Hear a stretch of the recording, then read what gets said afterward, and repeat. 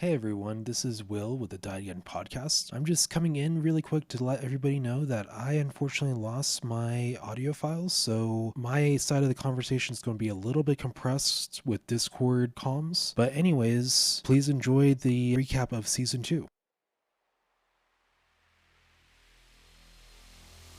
Welcome back to the Die Again podcast, a tabletop role-playing game podcast where one player's dice rolls are never good. I'm Josiah, your game master, and with me is the aforementioned player, Who has horrible dice rolls, William. and we're doing a little retrospective on the very short life of Randall Mantone.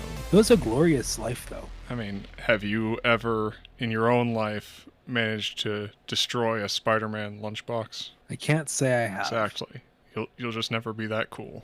Yeah, never. But I enjoyed that session. I thought it was fun. Very fast paced, very, what's the right way of saying it? Like, there wasn't enough, partially because my character wasn't finding the right information, so he was just very in the moment, as I would expect most people to be.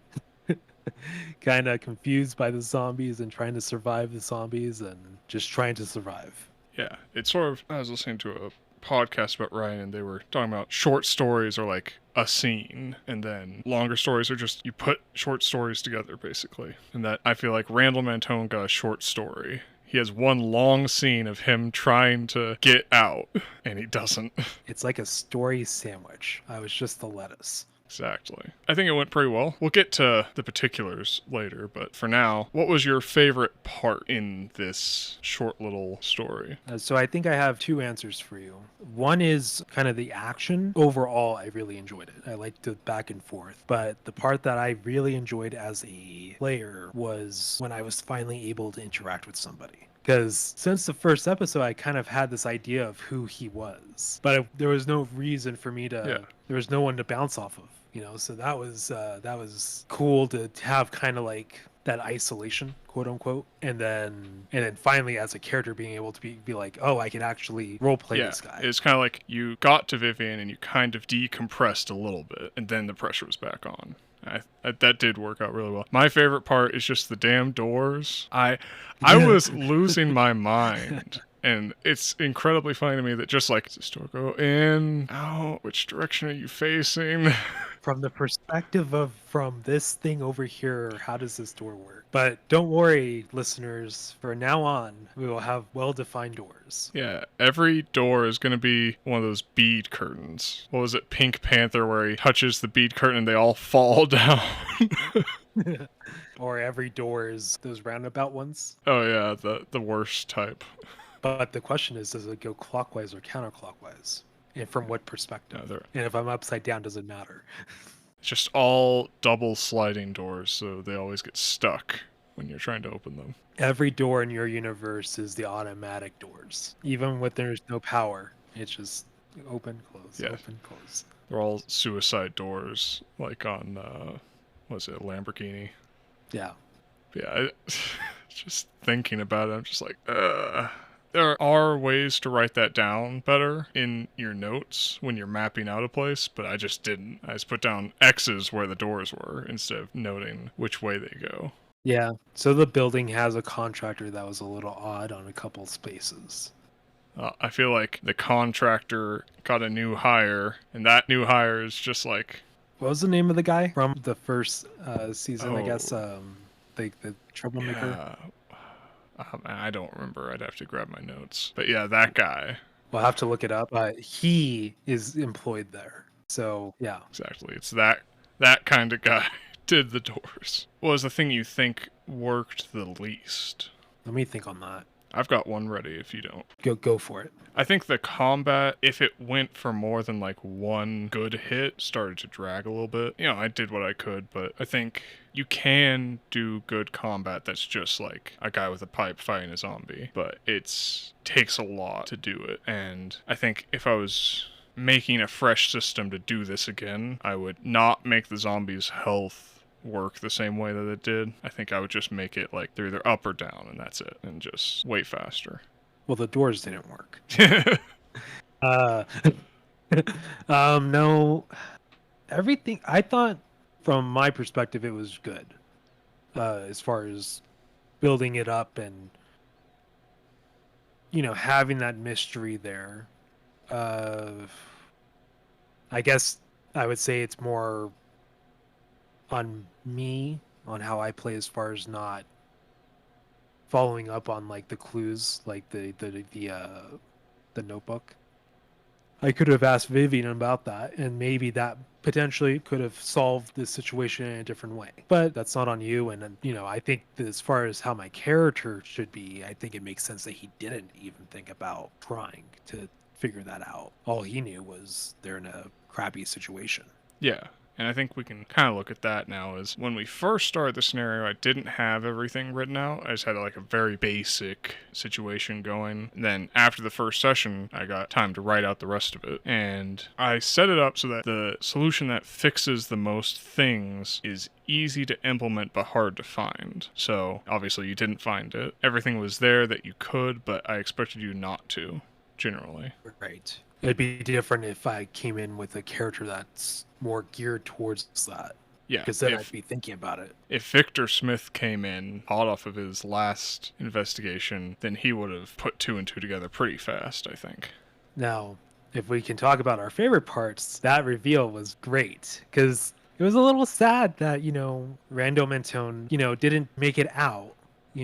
But having Victor Smith come into the fold and be too late, unfortunately, but at the same time, too, the feds, whatever was going on there, feds have something now. Exactly, yeah. And it will come up again. We will definitely be doing an adventure that follows up on this one. It's not the next adventure. The next adventure is in space. The final frontier, unless you find another one. So we're taking a little break from this continuity and going into space, but we will actually be following up on this adventure. So Yeah. if you listen to this and like Will, you don't know what caused this or why it happened or how to stop it, you'll find out. It'd be really wild if some listener does know. That'd be pretty funny. I think they could make a general guess, but you missed like the biggest thing about how it works with one failed nerd roll when you were looking out the window there. But Just out of curiosity, was it just the one nerd fail roll that made it so that I wasn't given a little bit more information, or was it a couple? Because I was rolling not great for a lot of it. that was really the one big information one, as I recall. Part of it is you really had to, if you had started asking more questions about certain things, then you might have needed to make some rolls, and you probably would have failed those, so. Yeah. Well, like, because I was thinking back on it, and I was like, man, I really should have asked Victoria, right? It's Vivian. be something. Vivian. I'll get this eventually. When I get to play her husband. No. There was that entire scene with Vivian, just waiting out to do the last part of the plan, where I think you gave me an opportunity to potentially had, but I didn't take it. I just didn't. So we didn't get to roll an extra potential thing. Yeah, which, I think it makes sense for your character at the time. I don't think he's not collating that information in his head as he's going. He's very problem solution kind of guy. He's very much a single core processor right now. And tragically, he had to dump his core. So what do you think of this system? So this is, again, because we mentioned it in the first episode and we didn't bring it up again since, this is a hack of Tunnel Goons, which pull it up real quick so I can credit the guy who made Tunnel Goons. Tunnel Goons by Nate Treem. So it's a pretty simple hack. We changed what the stats are called, and it never came up, but we distributed the social actions between the three stats. You never made a social roll, I don't think. And then I added in the virtue vice mechanics and the background reroll mechanic, which I think buffed you up a little bit, so. Yeah, I mean, the first episode, I had already lost half my life points. Yeah. And thankfully, I didn't die, until 4 episodes later, or 3 episodes later. But yeah, it was just durable enough. Yeah, I think it was the right system for the mission, but definitely, it's very for one player, your die rolls really have to be consistent enough or consistently good enough Yeah. because it's real easy to just build up damage and get knocked out like that. And that early damage really, really got you. Because after that, you were actually, for like 2 episodes, you were tearing through zombies without taking a hit pretty well. But typically failing, though, other things, regardless, like losing the keys and the nerd rolls and things like that. But I think, in general, I think the system is good for this sort of like, it's very chancy as to whether or not this guy is going to make it out alive or not. I think for anything where you want your characters to be a little more heroic, I mean, maybe you could bump up the stats or lower the target numbers, but I don't see it. I think you need a little something different. Right. Well, and also too, partially, if there was other players involved, or not players necessarily, but NPCs you're controlling, Yeah. then maybe that damage can be distributed a little bit differently. But it was solo me for I think like 2.5 episodes, something like that, 3 episodes. Yeah. And effectively solo you for most of it, just because Vivian just can't contribute a lot in terms of fighting. But even she was able to give me a +1 at certain points. Yeah. Any of our assessments of systems here is basically just based on solo play. So definitely Tunnel Goons is not, I don't think, designed for one-on-one play per se. Obviously it services it reasonably well, but it's not, some games are actually designed for that. Right. But yeah, I think story-wise it was pretty solid.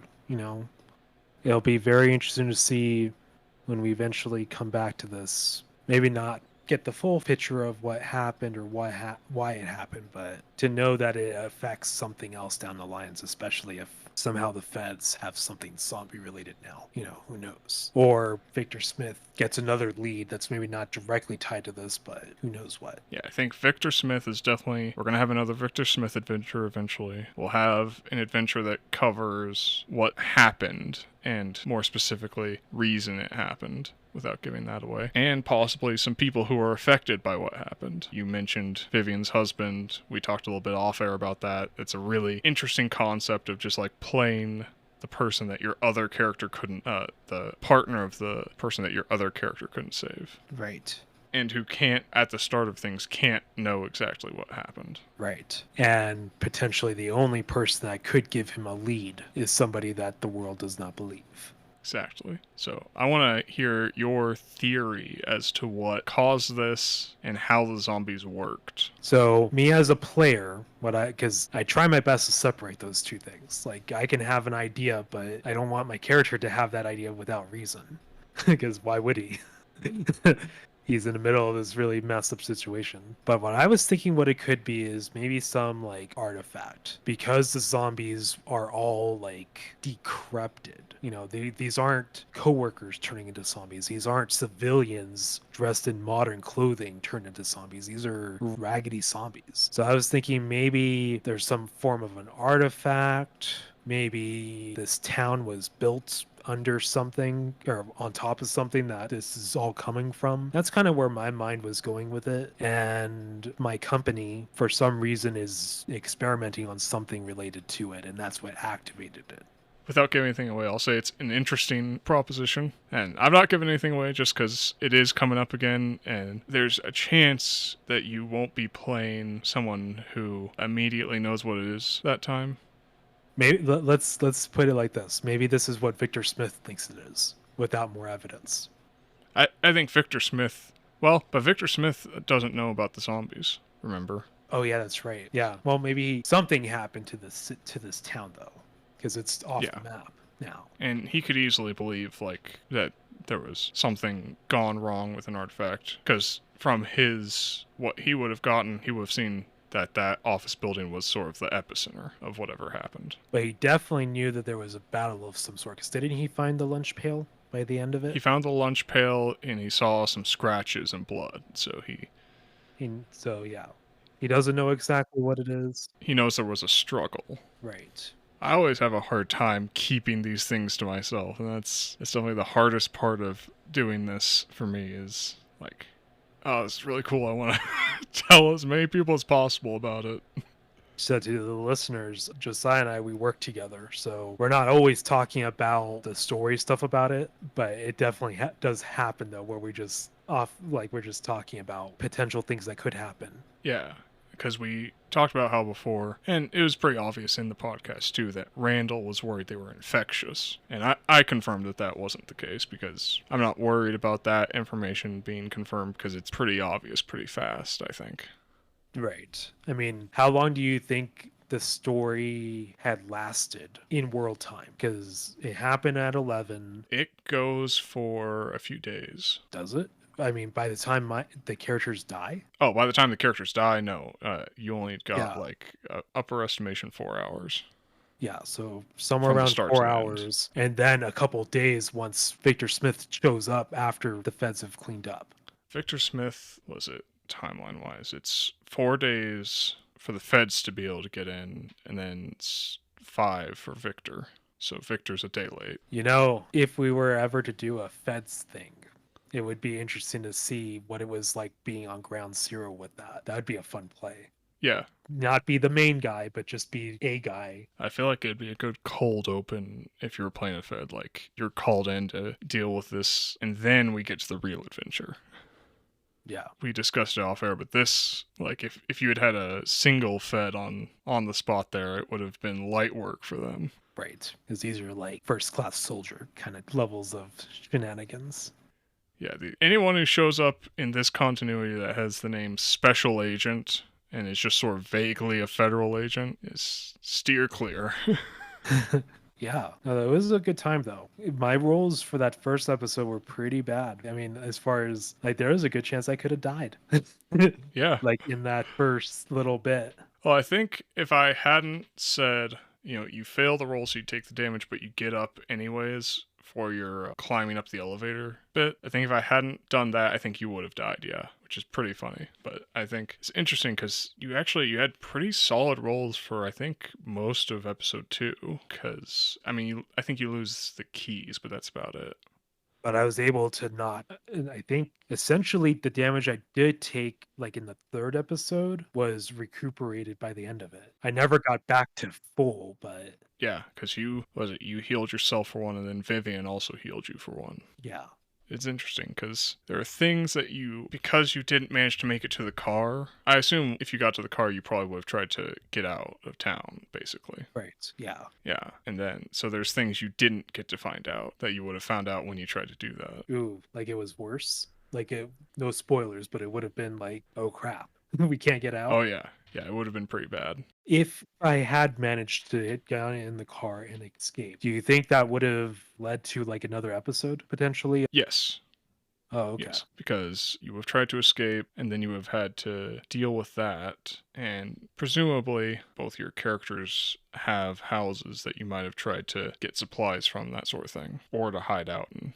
Was there a potential of finding another person alive? Yes, because at the time you died, most of the town was still Mm. alive. So you had given me that one clue that one of the last zombies I dealt with before we tried to escape to the car had a tie, that I could tell it was a tie. That was way back in episode 2. You fought a zombie that was like that.